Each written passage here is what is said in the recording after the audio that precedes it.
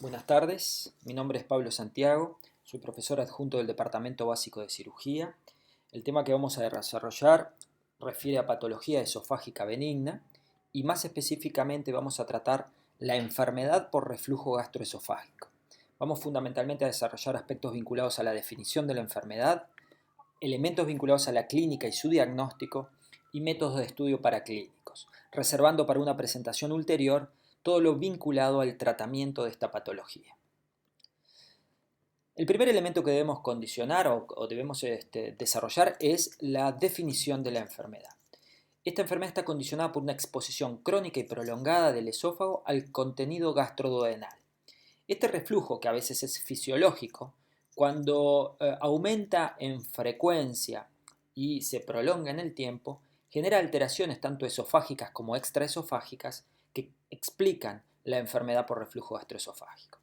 Uno de los elementos que justifican la importancia del estudio de esta enfermedad es su alta incidencia. Tal es así que se estima que en la población adulta occidental están afectados alrededor del 10% de los individuos. Por lo tanto, debemos saber que existe una alta incidencia de esta enfermedad subdiagnosticada y hay que tener un alto índice de sospecha cuando nos enfrentamos a sintomatología vinculada al tracto digestivo superior.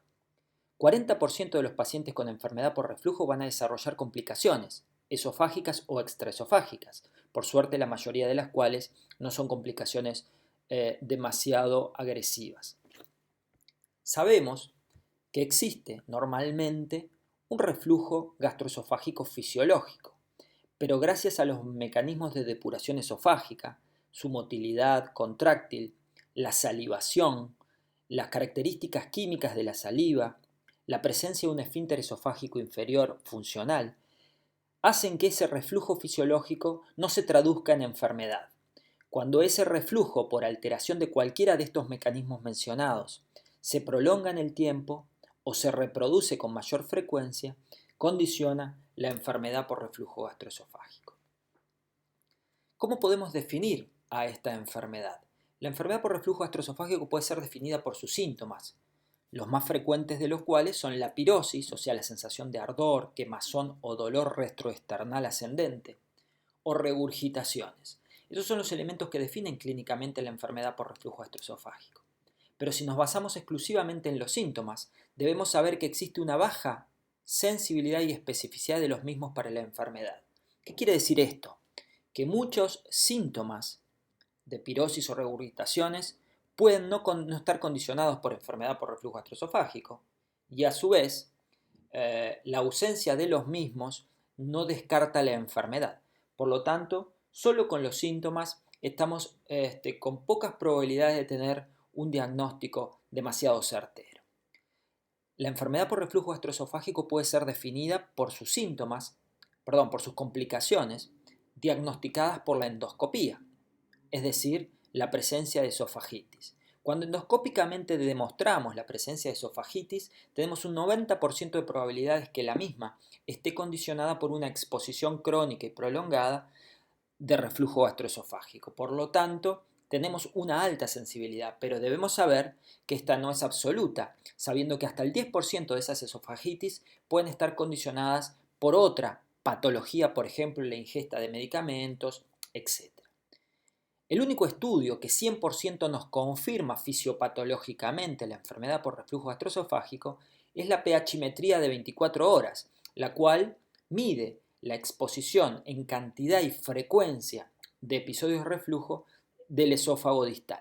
Este estudio condicionaría entonces el diagnóstico, confirmaría, mejor dicho, el diagnóstico en el 100% de los casos. Pero, como vamos a ver más adelante, no está indicada de forma rutinaria, sino que tiene indicaciones precisas en algunos casos especiales. Como dije anteriormente, en condiciones anatómicas y fisiológicas normales, la región esófago-cardiotuberositaria constituye un sector antirreflujo bastante complejo. Como ustedes pueden ver en el dibujo, existen varios elementos que evitan que ese reflujo sea patológico. La presencia de un esófago intraabdominal, ¿verdad?, sometido a la presión positiva del abdomen, es uno de los elementos. La presencia del ángulo de His, el ángulo esófago-cardiotuberositario, también es un elemento antirreflujo. La presencia de la membrana frenoesofágica anclando el esófago abdominal al abdomen es otro elemento que evita el reflujo. Los repliegues mucosos de la unión cardial se explican también o condicionan también un mecanismo antirreflujo. Yendo a la parte muscular extrínseca del esófago, la estructura de los pilares del diafragma y la estructura del hiato esofágico del diafragma también son elementos vinculantes a la continencia esófago-cardial, y así también la disposición de las fibras musculares lisas en la región esófago-cardiotuberositaria, constituyendo lo que se denomina la corbata suiza, también son elementos de musculatura intrínseca que evitan el reflujo gastroesofágico. Cualquier alteración de estos mecanismos puede condicionar la enfermedad. Entonces, nosotros debemos considerar que la unión esófago-cardiotuberositaria se constituye en un mecanismo antirreflujo que tiene un motor propulsor, que es el esófago, una válvula, que es el esfínter esofágico inferior, y un reservorio, que es el estómago. Cualquier alteración de estos tres componentes o la combinación de estos componentes condiciona el reflujo.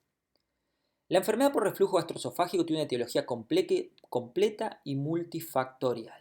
Y cualquier alteración de esos tres elementos, la incompetencia del esfínter, la alteración de la motilidad del esófago o la alteración del reservorio gástrico, pueden condicionar enfermedad por reflujo gastroesofágico. Ahora bien, está demostrado que en más del 70% de los casos el reflujo gastroesofágico y la enfermedad por reflujo están condicionados por una incompetencia, una alteración del esfínter esofágico inferior. Esa alteración del esfínter esofágico inferior se diagnostica por manometría, ¿verdad? Y la manometría nos va a mostrar, cuando está alterada la región, 3 o más de estos componentes.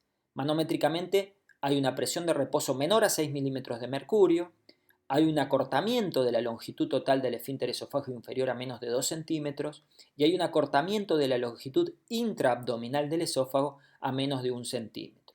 Cualquiera de estos tres parámetros manométricos explicarían la incompetencia del esfínter esofágico inferior y en ese caso tendríamos demostrada la etiopatogenia de la enfermedad por reflujo.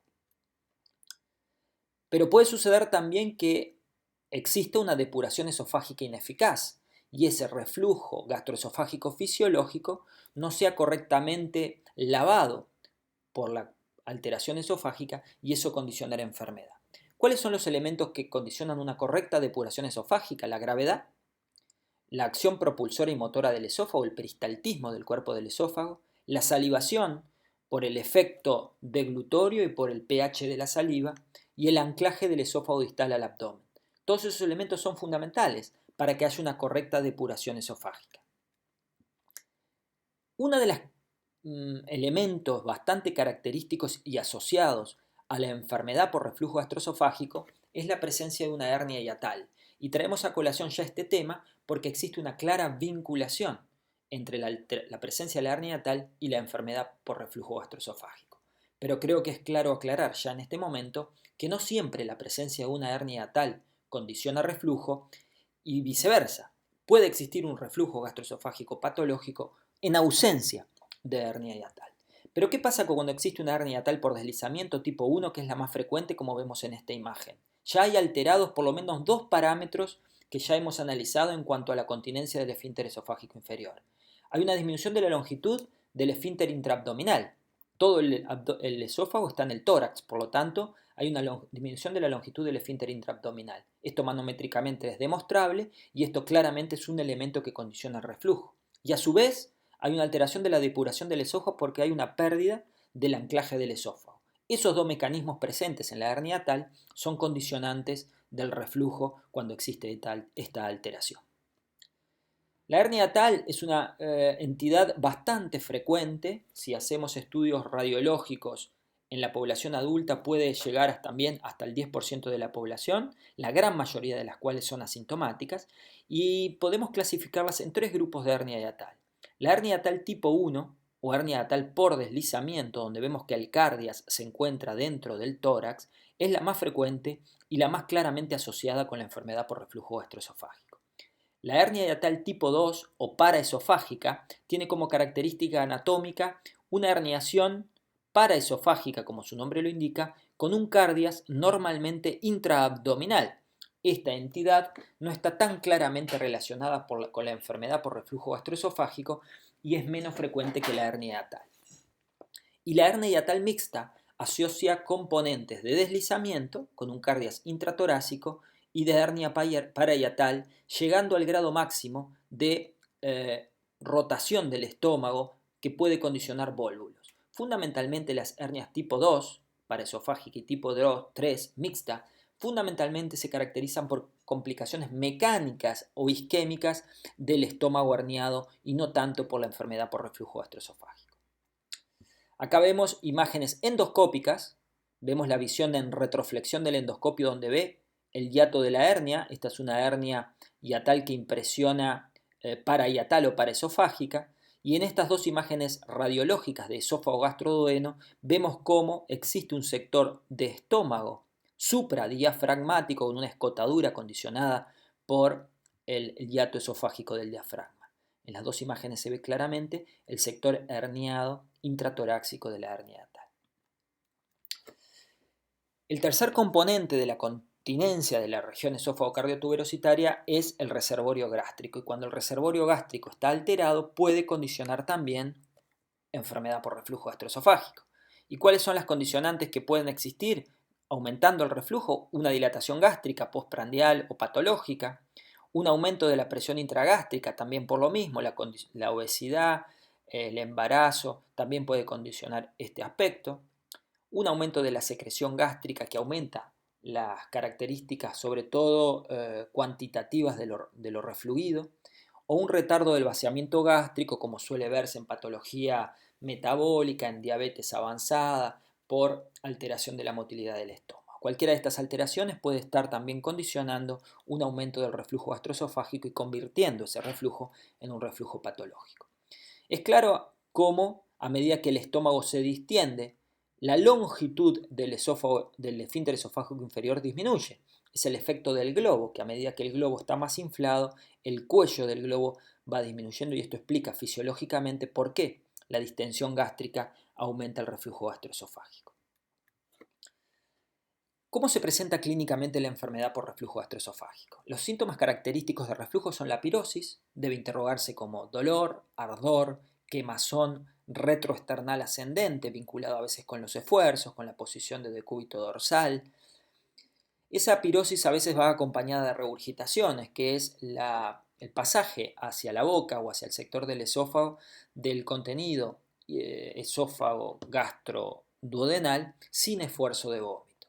Esas regurgitaciones además pueden estar acompañadas de odinofagia, puede haber elementos de hemorragia digestiva alta o baja, alta o melenas por complicaciones inflamatorias del esófago, grado máximo de complicaciones inflamatorias del esófago, la disfagia que condiciona estenosis que luego vamos a ver.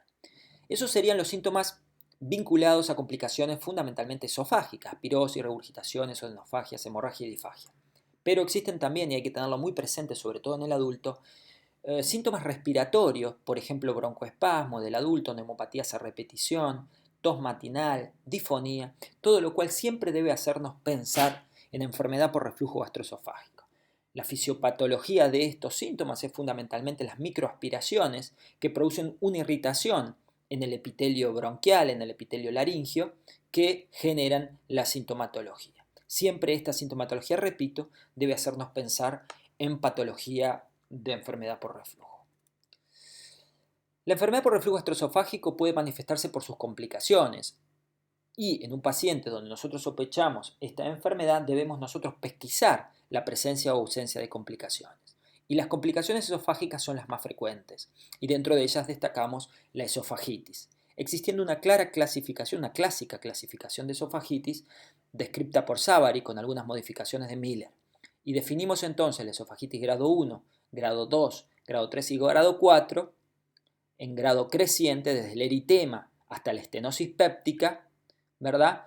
Y la modificación actual como esofagitis grado 5, la metaplasia intestinal o esófago de Barrett, del cual vamos a decir dos palabras en esta presentación y lo vamos a desarrollar en extenso en presentaciones sucesivas.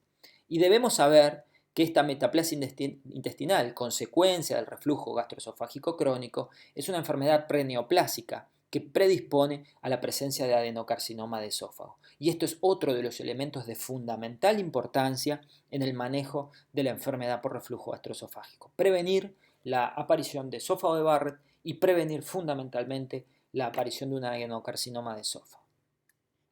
Acá vemos la metaplasia intestinal, cómo se ve endoscópicamente, una sustitución del epitelio esofágico por un epitelio gástrico o similgástrico en realidad, que la anatomía patológica debe confirmar como una metaplasia intestinal incompleta. Este es un esófago de Barrett. Una vez que sospechamos clínicamente la enfermedad por reflujo gastroesofágico, debemos confirmar ese diagnóstico. Y como lo dije en la definición, el diagnóstico puede ser endoscópico, confirmando sus complicaciones, radiológico, y en este caso lo que vamos a valorar, no tanto el reflujo, sino la alteración anatómica de la región esófago-cardiotuberositaria y descartar la presencia de una hernia tal. Y por último, la manometría y la pH-metría van a ser los estudios más específicos que nos van a tipificar el grado y características de esta enfermedad por reflujo. Endoscópicamente entonces, ya lo dije, esofagitis grado 1 es la presencia de ulceraciones longitudinales en el tercio inferior del esófago con eritema a ese nivel. La esofagitis grado 2 ya presenta úlceras esofágicas superficiales, no confluentes, un grado mayor de esofagitis. La esofagitis grado 3 hay confluencias de úlceras que se unen entre sí generando un proceso inflamatorio más importante a nivel del tercio inferior del esófago. La esofagitis grado 4 es consecuencia del proceso inflamatorio crónico que lleva a cicatriz, a fibrosis y a estenosis. Obviamente que la sintomatología de este paciente va a ser fundamentalmente dado por disfagia y nuestro primer planteo con una estenosis orgánica es descartar que no se trate de un cáncer de esófago, pero debemos saber que la esofagitis grado 4, la esofagitis crónica, puede dar una estenosis de estas características. Y por último, como dije en una modificación ulterior de la clasificación de Savary, la esofagitis grado 5 es la metaplasia intestinal incompleta o esófago de Barrett. Este esófago de Barrett, que tiene diferentes características imagenológicas, pero fundamentalmente es eso, la presencia de una mucosa similgástrica a nivel del tercio inferior del esófago, pero que debe ser confirmada por anatomía patológica. Acá tenemos un caso de estenosis con el pasaje de una guía y una dilatación con la colocación de un stent para el tratamiento paliativo de esta entidad.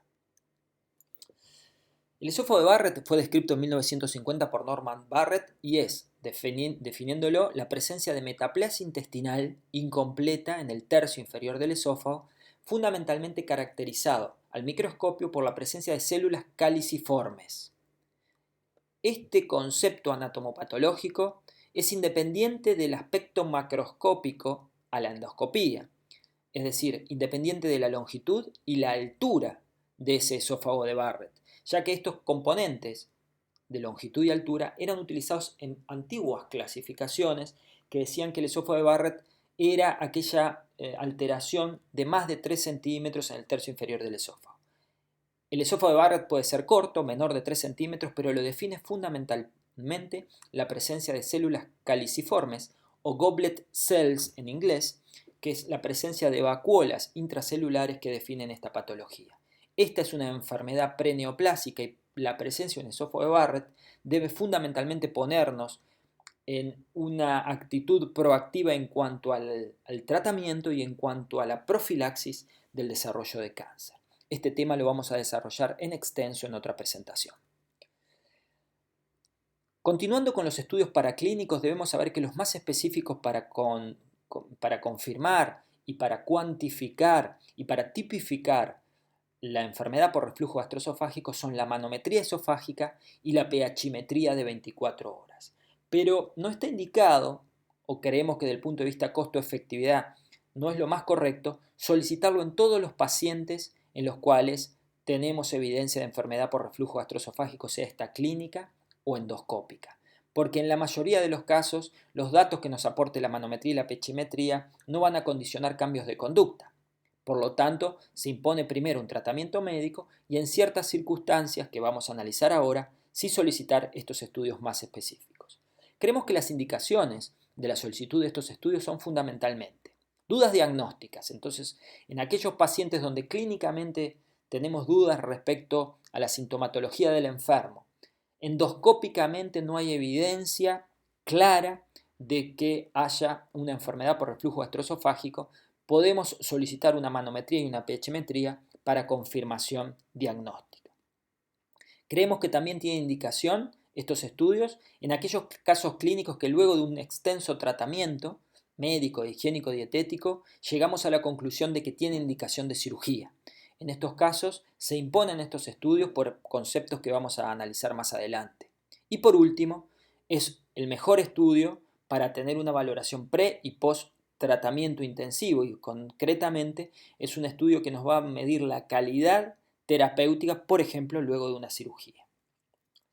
La pHmetría es un estudio de 24 horas con un transductor de pH ubicado en el tercio inferior del esófago que nos va a medir en las 24 horas 6 parámetros que nos van a permitir catalogar o cuantificarlos en un score bien conocido que es el score de Demister.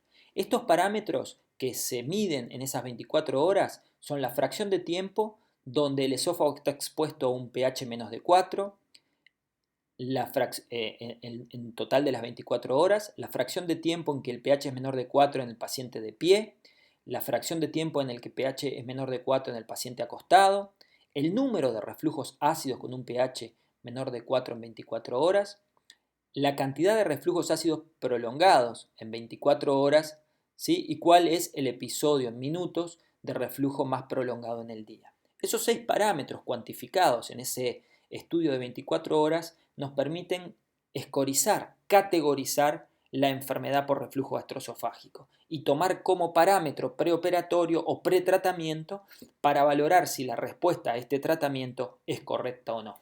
A la derecha se ve la imagen de una clásica pHmetría.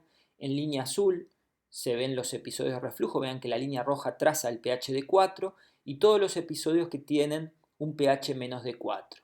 Cuando la gráfica está en blanco, el paciente está despierto, en amarillo es cuando está comiendo y en celeste cuando el paciente está durmiendo o acostado. Por lo tanto, de esa manera se puede valorar los episodios de reflujo en función a la alimentación, los episodios de reflujo diurnos, los episodios de reflujo nocturnos. Vean que este paciente concretamente tiene fundamentalmente episodios de reflujo gastroesofágico durante el día, mientras está despierto y se alimenta. Durante la noche el pH claramente no tiene ningún episodio por debajo de 4. De esa manera se logra cuantificar, tipificar cuál es la enfermedad concreta del paciente. Y por último, tenemos o contamos con la manometría esofágica. La manometría esofágica nos va a confirmar las características del esfínter esofágico inferior y las características de la contractilidad del cuerpo del esófago. Y estos elementos son fundamentales, sobre todo a la hora de indicar una cirugía, ya que si nuestro procedimiento quirúrgico elegido es una funduplicatura, debemos estar seguros que la alteración funcional de nuestro paciente es una alteración del esfínter esofágico inferior, porque si predomina la alteración de la contractilidad esofágica, con una funduplicatura de Nissen lo único que vamos a hacer es empeorar su disfagia. Por lo tanto, manométricamente, si confirmamos que la enfermedad se debe a una incompetencia del cardias o una incompetencia del esfínter esofágico inferior, estamos habilitados a realizar una funduplicatura. Y como recordatorio, los parámetros manométricos que confirman la incompetencia del esfínter esofágico inferior son una disminución de la presión de reposo a menos de 6 milímetros de mercurio, una longitud total del esfínter esofágico inferior menor a 2 centímetros, o una longitud del sector intraabdominal de ese esfínter esofágico inferior menor a 1 centímetro. Con esto terminamos la parte de paraclínica. En ulterior presentación vamos a desarrollar fundamentalmente el tratamiento de esta enfermedad.